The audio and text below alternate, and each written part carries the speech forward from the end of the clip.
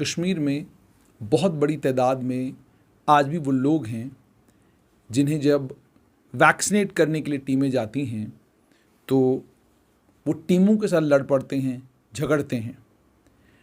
और जो टीमें वैक्सीनेशन के लिए जाती हैं उनका टेम्परामेंट, उनका एटीट्यूड भी लोगों के साथ ठीक नहीं है। आप जब वैक्सीनेशन के लिए जा रहे हैं, सब्र और तहम्मुल का मुजाहिरा करना बहुत ज़्यादा ज़रूरी है। हम लोगों में पेशेंस ख़त्म हो चुकी है और यही वजह है कि बहुत सारे इस तरह के सीन्स देखने को मिलते हैं जिन सीन्स को देखने के बाद इंसान को बहुत ज़बरदस्त अफसोस होता है। पहली बात तो ये कि जब आप किसी को वैक्सीनेट करने के लिए जा रहे हैं वहाँ पर मोबाइल कैमरे का इस्तेमाल क्यों, फेसबुक लाइव करने की ज़रूरत क्या है? वहाँ पर आप किसी की प्रिवेसी में इंट्रूड कर रहे हैं, आप किसी के घर के अंदर घुस रहे हैं। जब आप किसी के घर के अंदर घुसते हैं उसके बाद आप कैमरा खोल लेते हैं। आपको यही सब बातें मीडिया वालों की बहुत बुरी लगती हैं। आपको यही सब चीज़ें, इन्हीं सब चीज़ों को लेकर बहुत सारे आप में से अक्लमंद दानिशर लोग ये कहते हैं कि जनाब मीडिया का बहुत बुरा हाल हो गया जब से सोशल मीडिया आया है। अब तो लोग एक मोबाइल उठा लेते हैं, किसी के घर में भी घुस जाते हैं। आप भी एक मोबाइल उठाकर किसी के घर में घुसते हैं, आप भी वहाँ पर वीडियोज़ बनाते हैं, आप भी लोगों की प्राइवेसी को इंट्रूड करते हैं। ये सही नहीं है, ये गलत है। ये मैंने इसलिए शुरुआत में बोला क्योंकि कल एक वीडियो वायरल हुआ था। उस वीडियो पर अलग अलग तरह के लोग अलग अलग तरह से कमेंट कर रहे हैं, मगर जहाँ तक वैक्सीनेशन का ताल्लुक है, वैक्सीनेशन को लेकर भारत सरकार ने एक बात बिल्कुल साफ कर दी है कि वैक्सीनेशन अभी तक मैंडेटरी नहीं है। यह आपकी मर्जी है कि आपको वैक्सीन लगवाना है कि आपको वैक्सीन लगवाना नहीं है। अगर आप कोविड पॉजिटिव पिछले कुछ दिनों में हुए हैं तो आपको वैक्सीनेट नहीं किया जा सकता, आपके लिए वैक्सीनेशन नहीं है, यह कानून है। उसके बाद जो लोग वैक्सीनेट नहीं हो रहे, जो लोग मेडिकल हेल्थ विभाग की टीमों के साथ बदतमीजी कर रहे हैं और ये कह रहे हैं कि भाई मैं अपने पति को वैक्सीनेट नहीं होने दूंगी, मैं अपने अब्बा को वैक्सीनेट नहीं होने दूंगा, मैं अपनी अम्मी को वैक्सीनेट होने नहीं दूंगा, तो उन लोगों के लिए बुरी खबर है। खबर ये है कि 2022 में जब हज होगा ना तो आपको आने की इजाज़त नहीं होगी।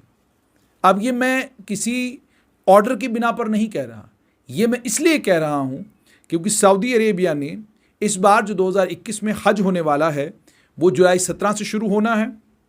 सऊदी अरेबिया ने अब ये अनाउंस किया है कि मुल्क 60,000 लोगों को हज करने की इजाज़त देगा। और ये 60,000 लोग कौन होंगे? सऊदी अरेबिया के शहरी। और कौन से शहरी? वो नहीं जिन्होंने वैक्सीन नहीं लगवाई है, वो शहरी जो वैक्सीनेटेड हैं। वैक्सीनेटेड से मेरी मुराद ये कि जिन्होंने वैक्सीन के दोनों डोजेज लिए हैं। अब ये फैसला किया है सऊदी अरेबिया की हुकूमत ने और उसमें उन्होंने कह दिया है हज सिर्फ नेशनल्स के लिए और किंगडम में रहने वाले तमाम शहरियों के लिए ओपन है और 60,000 लोग हज करेंगे। और ये भी साफ हो गया है कि हज 19 सऊदी अरेबिया के सिटीजन्स के लिए होगा जो फुली वैक्सीनेटेड हैं और जिनकी 65 साल से उम्र कम है। बहुत सारे लोग जो कश्मीर में, वादी कश्मीर में खासकर डोडा, भद्रवाह, किश्तवाड़, राजौरी, पुंछ, इन इलाकों में भी जो लोग इस वक्त वैक्सीनेशन को रेजिस्ट कर रहे हैं, खुदारा मुझे ये बताइए, अगर सऊदी अरेबिया की हुकूमत ये तय करती है कि जनाब हम अपने यहाँ उन्हीं लोगों को मक्का में आने की इजाज़त देंगे, उन्हीं लोगों को हज करने की इजाज़त देंगे जिन लोगों ने वैक्सीन के दोनों डोजेज लगवाए होंगे और जिनकी उम्र 65 साल से कम होगी, अगर वो ये कर रहे हैं, इसका क्या मतलब है, इसका क्या मकसद है, ये आप लोगों को सोचना है।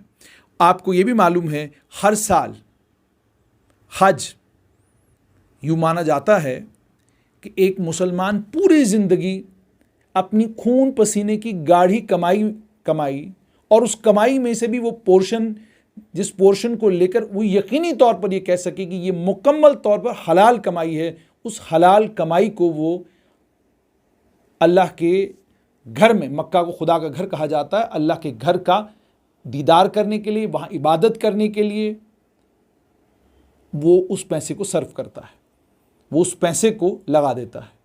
अब अगर हज 2021 के लिए सऊदी अरेबिया की हुकूमत ये कह रही है कि जब तक आप वैक्सीनेट नहीं होंगे तब तक हम आपको यहाँ पर आने नहीं देंगे, और इस बार उन्होंने तय किया है किसी दूसरे मुल्क से कोई शहरी नहीं आएगा, हमारे ही शहरी होंगे। और कौन? 65 साल से कम उम्र वाले, और 65 साल से कम उम्र वाले भी वो लोग होंगे जिन्हें कोई क्रॉनिक इलनेस नहीं है। मान लीजिए आप किसी भी बीमारी में मुब्तला हैं तो आपको हज पर आने की इजाज़त नहीं होगी। यानी साफ तौर पर साइंस के तमाम कवानीन को जो है वो फॉलो किया जा रहा है। और यहाँ टीमें आपके घर आ रही हैं, यहाँ टीमें आपके घर के दरवाजे पे दस्तक दे रही हैं, लेकिन आपने वैक्सीनेट नहीं होना। नहीं जी, और बड़ी शान से फिर आप कहते हैं मेरे पास टीम आई थी, मैंने वैक्सीनेशन नहीं होने दी। आपने कोई कमाल नहीं किया। आपने अपने आप को और ज़्यादा खुद के लिए भी, अपने परिवार के लिए भी ख़तरनाक बनाया है और आम लोगों के लिए भी ख़तरनाक बनाया है। और अब तो ये कि जब सऊदी अरेबिया की हुकूमत ये तय कर रही है कि जनाब हमारे मुल्क में भी वही शहरी हज करेंगे जो 65 साल से कम उम्र वाले होंगे, वैक्सीनेटेड होंगे, और साथ में ये भी कि कोई क्रोनिक इलनेस नहीं होनी चाहिए। और ये सब चीज़ें हम इसलिए कर रहे हैं क्योंकि कोविड का मौलिक मर्ज पूरी दुनिया में है और उस मर्ज से हम लड़ाई लड़ रहे हैं। अब बताइए क्या ज़रूरत पड़ी थी सऊदी अरेबिया को, जहाँ खुदा का घर है, उस खुदा के घर में लोगों को क्या ज़रूरत पड़ी थी कि वो इस तरह के कवानीन बनाते। उसके बाद हज मिनिस्ट्री में ये भी कहा गया है, हज मिनिस्ट्री ने, वहाँ के हज मिनिस्ट्री ने एक स्टेटमेंट में ये कहा है कि पूरी दुनिया में कोरोना वायरस की पेंडेमिक है और नए वेरिएंट्स आ रहे हैं।